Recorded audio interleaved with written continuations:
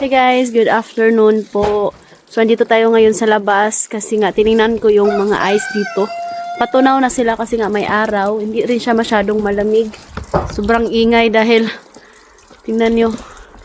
Natunaw yung mga ice sa bubong. Hindi na rin siya masyadong malamig. Iwan ko kung ilang degrees. Basta kagabi, umabot siya ng negative 5 degrees.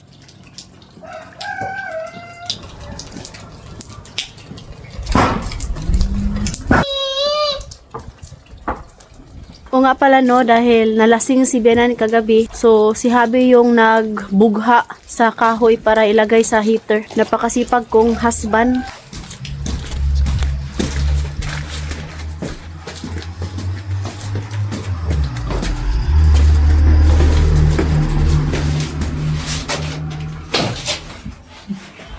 Tingnan natin kung mayroon bang apoy. Ayan o. Kaya hindi kami nalamigan sa loob ng bahay, no?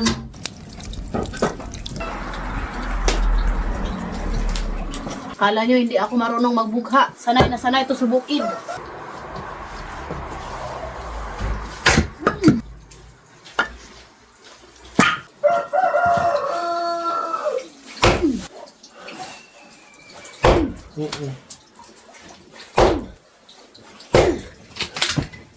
Last one.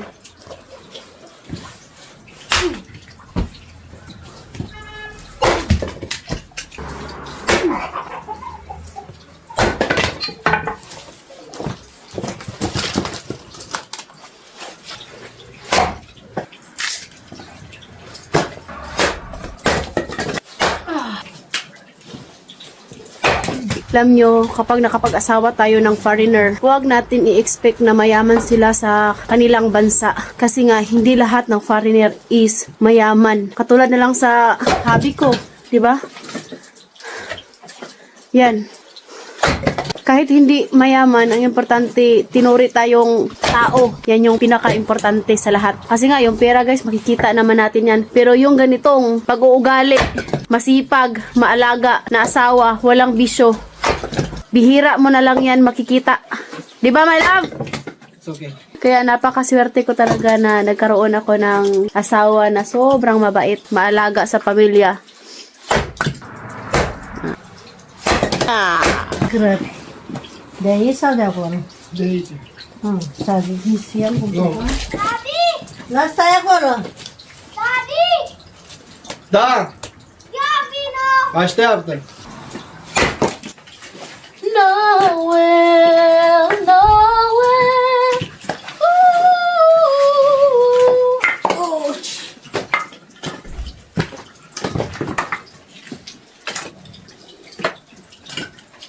Ooh. Sana next year magkaroon na kami ng gas dito sa village para madali na lang ba. Hindi na namin kailangan magbugha-bugha pa ng kahoy.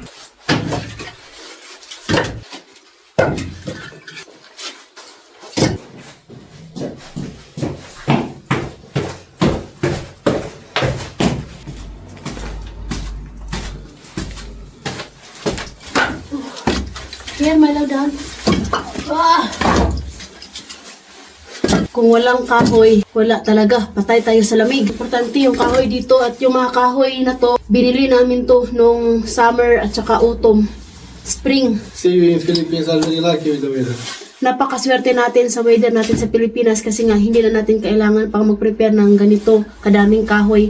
Binihisan ko rin yung mga bata kasi nga gusto nilang lumabas saglit para makalanghap din sila ng hangin sa labas. Saglit lang kasi nga hindi pwede magtagal yung mga bata lalo na't may mga sipon pa sila. Oh, mami. And the menus. Your face is very dirty pa man. Ay, gawan mo daw po eh.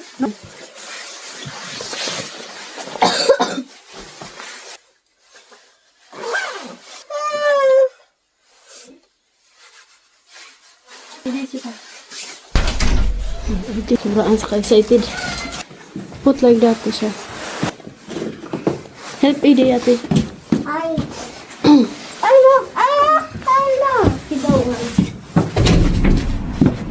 Hayo.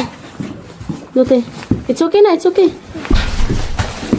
It's excited.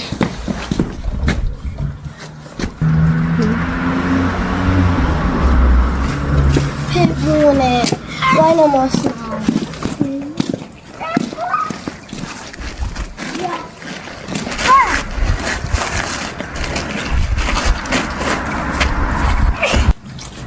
No, tubig na, mami. Kahapon nag-ice kasi yan. Pasyal ko muna yung mga bata dito sa garden.